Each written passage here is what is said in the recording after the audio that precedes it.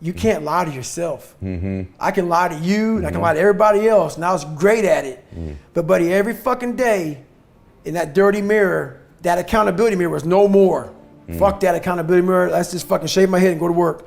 But I saw my reflection every day. But I really didn't know how fat I was. I didn't really want to look at myself. But I was haunted. These demons were in my head every day. Man, you ain't shit, man. God, dog, man, you wear this fucking uniform, you get in your fucking Ecolab truck, you go spray for cockroaches, you fucking go in the kitchens, you eat your fucking brownies and shit in the back kitchen, you make shakes and shit while you're in there, man. I was like, fuck, man. So I come home, and I'll never forget it. I used to spray down Steak and Shake.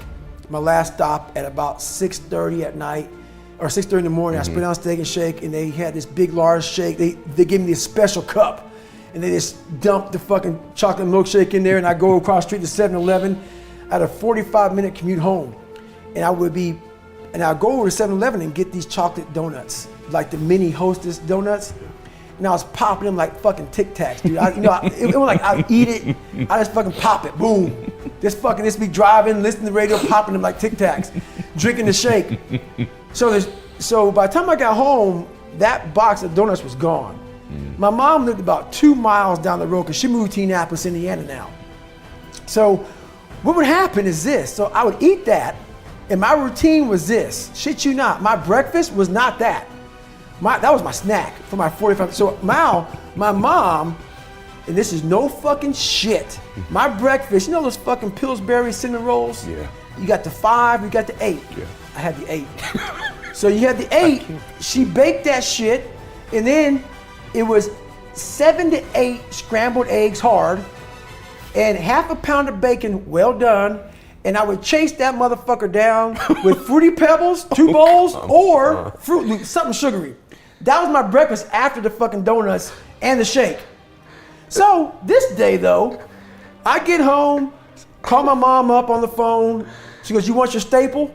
I'm like, "Hell yeah, I want my fucking staple," you know? And that's how I talk to my mom. You know, me and my mom came from some fucked up shit. Yeah. People go, "Man, why you cuss so much?" Because my life wasn't easy. Sure. So I'm not gonna sit here and sugarcoat it for you. So my mom cusses at me because, but we have a great relationship. Okay, great, come over. And so at this time, my routine was to come home, turn the TV on, listen to the TV, like blare it, because like literally, I have this big living room, and my shower was like back down the hallway. So I turn the TV on and like blare the TV and kind of like listen to it a little bit as I showered. I'm hearing Navy SEAL. Heard about him, knew about him, but now I want to come out and see what the fuck I'm talking about. 'Cause I heard World's Toughest. So I come out and watch this documentary. I come out, I have my towel, and I have my shake down on the counter. I have this little fucking TV in this huge living room. So I'm looking at the TV and I'm leaning forward and I'm watching this shit, and it pretty much goes through first phase, second phase, and third phase, but they concentrate on Hell Week. Okay. But all I saw was the Pacific Ocean. Right, water again. Dude, I saw nothing but water. More water than pararescue. And these guys are like going from this big class to this, it shows them quitting.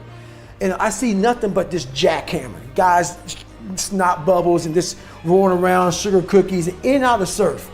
And carrying these boats and logs. I'm like, fuck that shit looks evil. But guys, as they quit, I saw like their soul leaving their bodies almost on screen, because this look came over them. And I imagined, I remember myself back in pararescue training, I bet that's how I fucking looked in front of that fucking Sergeant Lundberg. And I bet he could see in my eyes that I was basically quitting. He knew I was quitting. He just gave me a medical. That motherfucker knew it. As a man looking at another man, you know when the man's done. And I'm like, so I thought about Sergeant, I said, that motherfucker knew I was quitting, dude. He just didn't, he saved me and didn't want to tell me I was quitting. He knew it. Because I can look at somebody now and say, okay, dude, you're good. But I know you're quitting. It ain't your fucking knee or your back or whatever. You're quitting. He saw that in me. And I said, motherfucker, man. So now I'm watching these guys go through training, and it goes down to 22 guys are left. And it was amazing how it ended.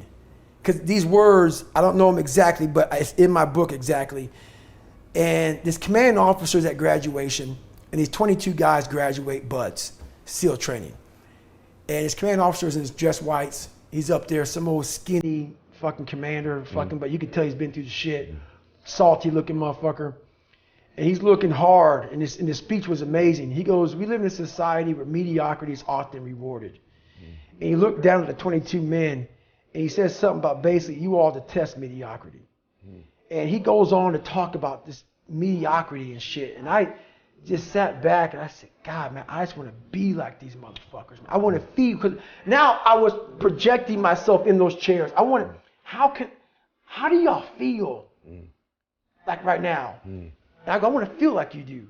You 22 men, I want to feel like that, man. I said, I'm tired of feeling the way I feel every day. I'm tired of how I feel. I'm tired of lying to myself, lying to people, and just being some piece of shit. And I always knew in the back of my mind I could be something special. Yes. But I knew the work it was going to take was going to kill me. I was afraid of that. I was afraid of the brutality and the suffering I was going to have to endure. But I knew I could do something. But I'm like, I ain't trying to do that kind of work, man. I'm just not trying to do that. So I chose the path of the easy, of least resistance. So now my ideas, it became so haunting and daunting on me, myself, that I said, I'm done. I'm fucking done. And I thought I fixed myself in the accountability mirror when my mom put the letter down on the bed. Yeah. No.